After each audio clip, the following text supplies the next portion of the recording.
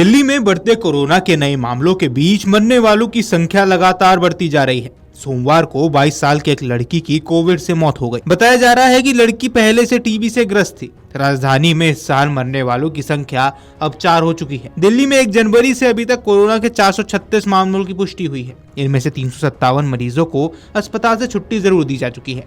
वहीं 91 मरीजों को शनिवार को दिल्ली के अस्पतालों से छुट्टी दी गई। दिल्ली के स्वास्थ्य विभाग का कहना है कि कोरोना के इलाज के लिए अस्पतालों में पर्याप्त व्यवस्था की गई है। साथ ही निजी अस्पतालों का भी सहयोग लिया गया है। मरीजों को फिलहाल डरने की कोई जरूरत नहीं है। विभाग किसी भी स्थिति से निपटने के लिए पूरी तरह से तैयार है। अस्पताल में मरीज के लिए बिस्तर, दवा सहित अन्य जरूरी उपकरण उपलब्ध करा दिए गए हैं। विशेषज्ञों का मानना है कि कोरोना को फिलहाल हल्के में न ले।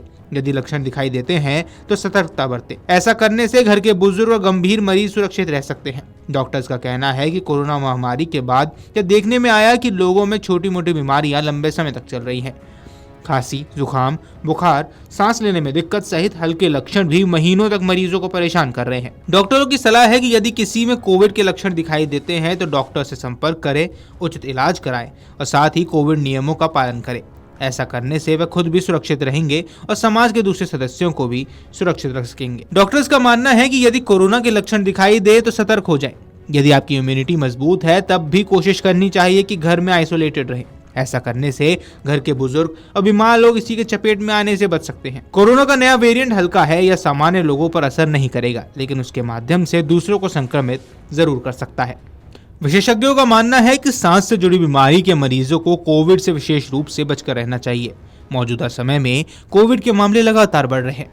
इस दौरान अस्थमा सहित सांस के मरीजों को सख्ती से कोविड नियमों का पालन करना चाहिए। उन्हें बाहर निकलते समय मास्क का इस्तेमाल करना चाहिए। समय समय पर हाथ धोते रहें और अन्य डॉक्टरों का कहना है कि किसी भी प्रकार के रोगी को कोरोना के मरीजों से बचकर रहना चाहिए। नेशनल मेडिकल फोरम और दिल्ली अस्पताल फोरम के विशेषज्ञों ने बताया कि कोविड का नया वेरिएंट हल्का जरूर है, लेकिन गंभीर मरीज हैं और जिन लोगों को रोग प्रतिरोधक क्षमता कमजोर है उनके लिए काफी खतरनाक साबित हो सकता है। कोविड के कारण मरीज की समस्या काफी गंभीर हो सकती है। अगर आंकड़ों पर नजर डालें तो चिंता थोड़ी बढ़ सकती है। कुछ ही दिनों में सक्रिय मामलों में बढ़ोतरी हुई है। 22 मई को जहां देश में सिर्फ 257 सक्रिय मामले थे, वहीं 26 मई तक यह संख्या बढ़कर 1010 हो गई है।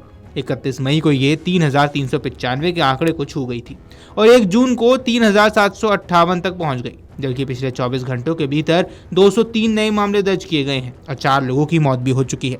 इनमें दिल्ली, केरल, तमिलनाडु और महाराष्ट्र से एक व्यक्ति शामिल है। स्वास्थ्य मंत्रालय के अनुसार कोरोना के सबसे ज्यादा सक्रिय मामले केरल में यानी 1435 है।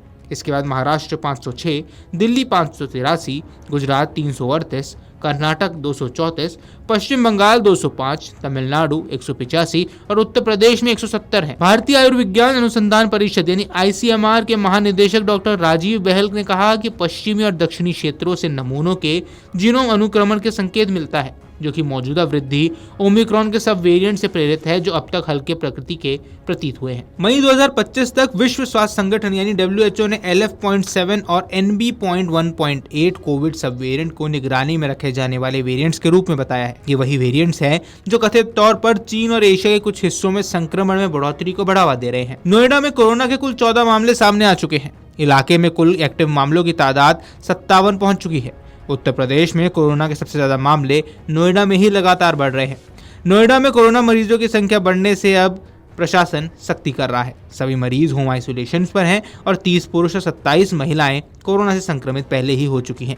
बढ़ते कोरोना को मामले को देखते हुए सभी हॉस्पिटल्स में मॉक ड्रिल की भी तैयारी की जा रही है। Video desk अमरउजाला.com।